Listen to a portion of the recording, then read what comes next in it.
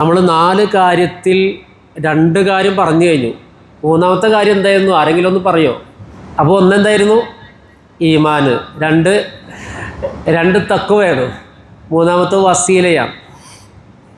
അപ്പോൾ ഈമാൻ എന്ന് പറയുമ്പോൾ ഈമാൻ വലിയൊരു വിഷയമാണ് കേട്ടോ. ഞാൻ പറഞ്ഞതിൽ ഈമാൻ എല്ലാം പറഞ്ഞു എന്നൊന്നും ആരും വിചാരിക്കരുത്.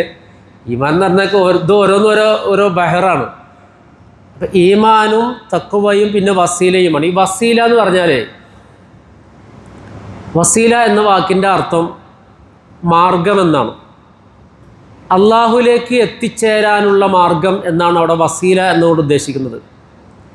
അതായത് ഒരു മനുഷ്യന് ഈമാനുണ്ട്, അയാൾ തഖ്വയുടെ കാര്യത്തിൽ വളരെയധികം ജാഗ്രതയുണ്ട്, അത് ഒരിക്കലും കെടാൻ പാടില്ല. ഇനി അള്ളാഹുലേക്ക് കൂടുതൽ അടുക്കാൻ എന്താണോ മാർഗം, ആ മാർഗം തേടിപ്പിടിക്കണം എന്നാണ്. വബ്തഗു ഇലൈഹിൽ വസീല, നിങ്ങൾ അവരിലേക്ക് എത്താനുള്ള വസീലയെ തേടിപ്പിടിക്കണം. ഈ വസീല എവിടെ നിന്ന് കണ്ടെത്തുന്നു വെച്ചാൽ, വസീല എന്താണെന്നൊക്കെ അള്ളാഹു റസൂലും പഠിപ്പിച്ചു തന്നിട്ടുണ്ട്, ധാരാളമുണ്ട്. അപ്പോൾ ഇന്നൊരു കാര്യം പറയാം, നാളെ മറ്റൊരു കാര്യം പറയാം വസീലയുടെ. പിന്നെ ഒന്ന് പണ്ഡിതന്മാർ പറയുന്നു, വസീല ഇബാദാത്തുകളാണ്. നമ്മൾ ചെയ്യുന്ന ചെറുതും വലുതുമായ, ഫർളായതും സുന്നത്തായതുമായ എല്ലാ ഇബാദത്തുകളും പടച്ചോനിലേക്ക് അടുക്കാനുള്ള വഴിയാണ്. അത് കൈവിടാൻ പാടില്ല. ഇബാദത്തുകളില്ലാത്തൊരു മനുഷ്യന് അള്ളാഹുവിലേക്ക് എത്തിച്ചേരാൻ കഴിയില്ല. സൽക്കർമ്മങ്ങൾ ചെയ്യാത്ത ഒരാൾ, ഇപ്പോൾ ഉദാഹരണം ഏത് കാര്യം എടുത്തോ, നിസ്കാരം എടുത്തോളൂ, നോമ്പ്, സക്കാത്ത്, ഹജ്ജ്, ഇത് നമ്മുടെ അടിസ്ഥാന കാര്യങ്ങൾ. അയൽവാസികളുമായിട്ടുള്ള ബന്ധം, കൃത്യമായി നിസ്കരിക്കുന്ന ഒരാൾ, നോമ്പെടുക്കുന്ന ഒരാൾ, 24 മണിക്കൂറും ഖുർആൻ എടുത്ത് ഓതുന്ന ഒരാൾ അയൽവാസിയെ ബുദ്ധിമുട്ടിക്കുന്നവനാണെങ്കിൽ അവൻ ഇസ്ലാമിലെത്തിയിട്ടില്ല. മാതാപിതാക്കളെ ദ്രോഹിക്കുന്നവനാണെങ്കിൽ അവൻ ഇതിൻ്റെ ഉള്ളിലേക്ക് കടന്നിട്ടില്ല. നമുക്കൊരാളെയും പുറത്താക്കാൻ കഴിയില്ല, അത് പഠിച്ചവനെ കഴിയുള്ളൂ. ഇവിടെ കാനേശുമാരി കണക്കിൽ ആരൊക്കെ മുസ്ലിമാണോ അവരൊക്കെ മുസ്ലിം തന്നെയാണ്, നമുക്കാരെയും പുറത്താക്കാൻ കഴിയില്ല. പക്ഷേ റസൂലുള്ളാഹി സ്വല്ലല്ലാഹു അലൈഹി വസല്ലം അങ്ങനെയുള്ള ആളുകളെക്കുറിച്ച് പറഞ്ഞത്, വല്ലാഹി ലാ യുഅ്മിൻ, അള്ളാഹുവാണ് സത്യം, അവൻ മുഅ്മിനായിട്ടില്ല. അതുകൊണ്ട് ഇസ്ലാമിലേക്ക് പൂർണ്ണമായി പ്രവേശിക്കണം. ഇസ്ലാമിൻ്റെ എല്ലാ വശങ്ങളെയും നമ്മളെ കൊണ്ട് എങ്ങനെ ചെയ്യാൻ പറ്റുമോ അതൊക്കെ ചെയ്യണം. ഒരാളെ ദ്രോഹിക്കാതിരിക്കാൻ നമുക്ക് ഏതായാലും പറ്റൂലേ, സൽക്കർമ്മങ്ങൾ കൂടുതൽ ചെയ്യാൻ പറ്റിയില്ലെങ്കിലും. അപ്പോൾ അതിൽ ശ്രദ്ധിക്കേണ്ട ഒരു കാര്യം, പിന്നെ അള്ളാഹുലേക്ക് അടുക്കുക ഫർള് കൊണ്ടാണോ സുന്നത്തുകൾ കൊണ്ടാണോ അള്ളാഹുലേക്ക് അടുക്കാൻ കഴിയുക? ഫർളുകൾ കൊണ്ടാണോ സുന്നത്തുകൾ കൊണ്ടാണോ അള്ളാഹുലേക്ക് അടുക്കാൻ കഴിയുക? സുന്നത്ത് എന്നല്ല പ്രയോഗിച്ചിട്ടുള്ളത്, നവാഫിൽ എന്നാണ്. മാസാല അബ്ദി യതഖറബു ഇലയ്യ, അള്ളാഹു സുബ്ഹാനഹു വ തആല പറഞ്ഞു, എൻ്റെ അടിമ എന്നിലേക്ക് അടുത്തുകൊണ്ടേയിരിക്കും, അള്ളാഹുവിൻ്റെ സാമീപ്യത്തിലേക്ക് വന്നുകൊണ്ടേയിരിക്കും. ബിൻ നവാഫിലി, നാഫിലത്ത് ചെയ്യൽ കൊണ്ട്. നാഫിലത്ത് എന്ന് പറഞ്ഞാൽ പിന്നെ ചെയ്തില്ല എന്ന് അതി കുറ്റമൊന്നുമില്ല, ചെയ്താൽ കൂലിയുണ്ട്, അതിനാണ് നാഫിലത്ത് എന്ന് പറയുക. നമ്മൾ സാധാരണ സുന്നത്ത് എന്ന് പറയില്ലേ, അതന്നെ. സുന്നത്ത് വേറെ ഒന്നുകൂടി ഉണ്ട്, ഞാൻ മുമ്പ് സുബൈക്കേശുള്ള ക്ലാസ്സിൽ പറഞ്ഞിരുന്നു, സുന്നത്തും നാഫിലത്തും തമ്മിൽ വേർതിരിച്ചു വന്നു. ഇപ്പോൾ അത് സമയമില്ല. അപ്പോൾ നമ്മൾ ആ പറയുന്ന സുന്നത്ത്, ചെയ്താൽ കൂലിയുള്ളതും ഉപേക്ഷിച്ചാൽ ശിക്ഷയില്ലാത്തതിന് ശരിക്കും പറയുന്ന പേര് നാഫിലത്ത് എന്നാണ്, നവാഫിലി എന്നാണ്. അപ്പോൾ നാഫിലത്ത് കൂടുതൽ എടുക്കുമ്പോൾ അവർക്കേ അള്ളാഹുവിലേക്ക് അടുക്കാൻ കഴിയുള്ളൂ. ഉദാഹരണം, പിന്നെ റവാത്തിബ് സുന്നത്തുകൾ, ഫർള് നിസ്കരിക്കുന്ന ഒരാൾ റവാത്തിബ് സുന്നത്തുകൾ അനുഷ്ഠിച്ചാൽ, പിന്നെ ളുഹാ സുന്നത്തുണ്ട്, ളുഹാ നിസ്കാരം, ഇതെല്ലാം കൂടി എങ്ങനെ ചെയ്യുന്ന ആലോചിക്കുന്നവരുണ്ടാവും. നല്ല തിരക്കുള്ള ആളുകൾ പോലും ഒരു ദിവസം 50 വട്ടമെങ്കിലും മൊബൈൽ നോക്കിയിട്ടുണ്ടാവും. 50 തവണയെങ്കിലും മൊബൈൽ നോക്കാൻ മിനിമം 15 മിനിറ്റ് വീതം സമയം കണ്ടെത്തിയിട്ടുണ്ടാവും. ഇതിനൊക്കെ സമയം വേണമെന്ന് വെച്ചാൽ നടക്കും. എല്ലാവർക്കും അല്ലാഹു തആല കൊടുത്ത് 24 മണിക്കൂർ തന്നെയാണ്. വിത്ർ നിസ്കരിക്കണം, തഹജ്ജുദ് നിസ്കരിക്കണം, സുന്നത്തായ അദ്കാറുകൾ നിർവഹിക്കണം, നിസ്കാര ശേഷമുള്ള ദുആകൾ നിർവഹിക്കണം, പള്ളി കയറുമ്പോഴുള്ള ദുആ, ഇതൊക്കെ ഒരു സുന്നത്ത് എന്ന രീതിയിൽ ഒരാൾ ചെയ്യുകയാണെങ്കിൽ അയാൾക്ക് അള്ളാഹുലേക്ക് അടുക്കാൻ കഴിയുന്ന. അതല്ല സുന്നത്തിനെ അവഗണിച്ചാൽ, നന്നായി ശ്രദ്ധിച്ചോ, സുന്നത്തിനെ അവഗണിച്ചാൽ അത് സുന്നത്തല്ലേ എന്ന് ചിലരൊക്കെ ചോദിക്കും. അതൊക്കെ ഇപ്പോൾ അത്ര വലിയ ഗൗരവത്തിൽ കാണണോ?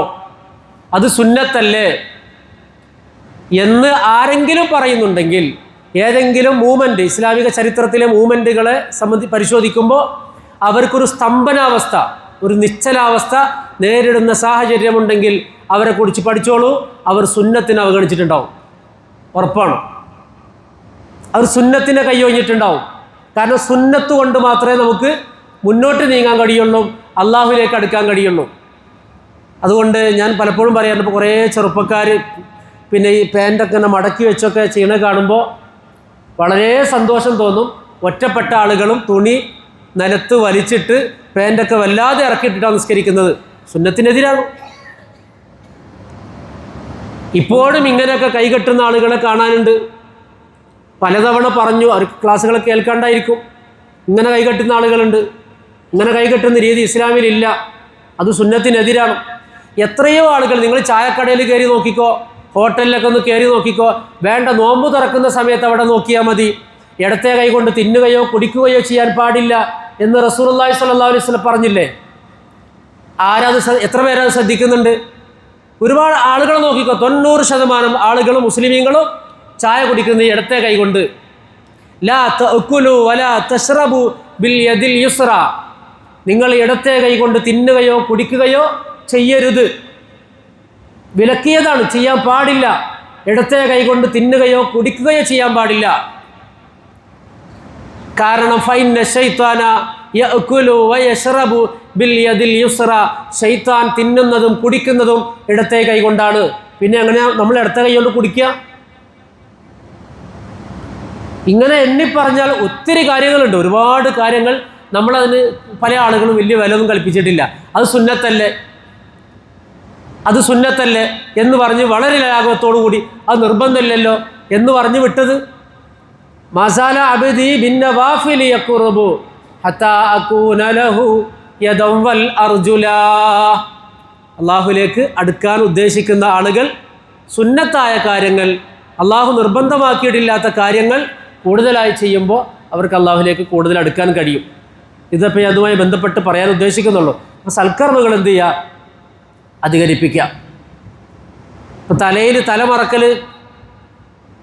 സുന്നത്തുണ്ടോ എന്ന് ചോദിച്ചാൽ എന്തായാലും ഇല്ല എന്ന് പറയുന്ന ഒരു സീനത്താന്ന് പറയും.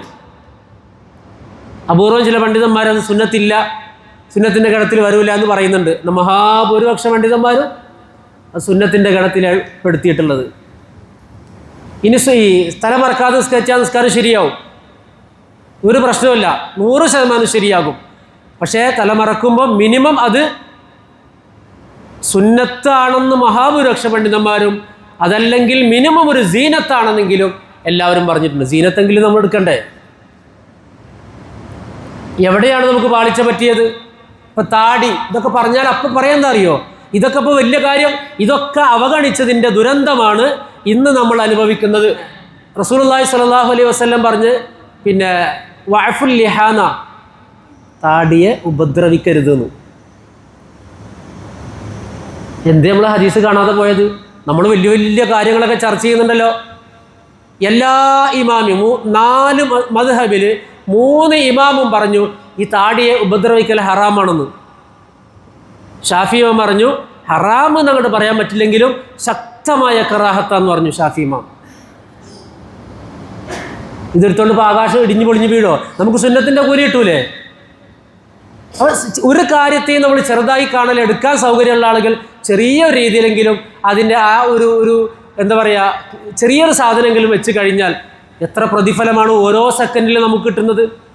3 മദ്ഹബിൻ്റെ ഇമാമുകൾ പറഞ്ഞത് ഇത്തഫക ജുംഹൂറുൽ ഉലമായി മിൻ മദാഹിബിൽ അർബഅ, 4 മദ്ഹബിൻ്റെ ഇമാമികൾ ഇത്തിഫാക്കാണ്, അവർ സംയുക്തമായിട്ടാണ് പ്രസ്താവന ഇറക്കിയിട്ടുള്ളത് അതിനെ ക്ലീൻ ചെയ്ത് കളയാൻ പാടില്ല എന്ന്.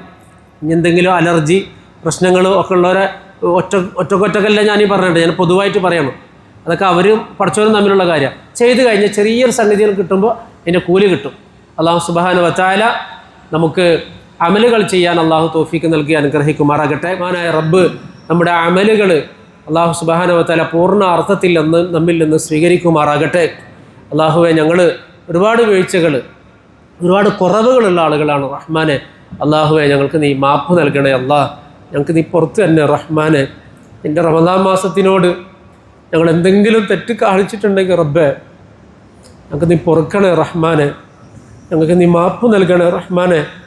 ഞങ്ങൾ വളരെ ദുർബലരായ അടിമകളാണ് റബ്ബേ. അള്ളാഹുവെ ഞങ്ങൾക്ക് നീ അഫ്വാക്കണേ അല്ലാഹ്. നമ്മുടെ കൂട്ടത്തിലൊരു സഹോദരി ക്യാൻസർ വന്നു, അതിനെ അതിജീവിച്ചിട്ടുണ്ട്. പള്ളിയിലൊക്കെ വരുന്നൊരു സഹോദരിയാണ്. റഹ്മാനായ റബ്ബ് ആ സഹോദരിക്ക് പൂർണ്ണമായ കാമിലായ ആഫിയത്ത് നൽകി അനുഗ്രഹിക്കുമാറാകട്ടെ. അതിൻ്റെ ആ രോഗത്തിൻ്റെ ഒരു അണുവും ആ ശരീരത്തിൽ ഇല്ലാത്ത വിധം റഹ്മാനായ റബ്ബെ ആ സഹോദരിക്ക് നീ ശിഫ, കാമിലായ ശിഫ നൽകണേ റഹ്മാനെ. അള്ളാഹുവെ ആ സഹോദരിക്ക് മനസ്സിന് വലിയ കരുത്ത് പ്രദാനം ചെയ്യണേ അള്ളാഹ്. മനസ്സിൻ്റെ കരുത്ത് കൊണ്ട് ശരീരത്തിനെ ബാധിച്ചിട്ടുള്ള അണുക്കളുണ്ടോ അതിനെ പ്രതിരോധിക്കാൻ, തടയാൻ, അതിനെ തോൽപ്പിക്കാനുള്ള ശാരീരികവും മാനസികവുമായ കരുത്ത് അവർക്ക് നീ പ്രദാനം ചെയ്യണേ അല്ലാഹ്. റബ്ബനാ ആതിനാ ഫിദ്ദുനിയ ഹസന വഫിൽ ആഖിറതി ഹസനത വഖിനാ അദാബന്നാർ. അൽഹംദുലില്ലാഹി റബ്ബിൽ ആലമീൻ.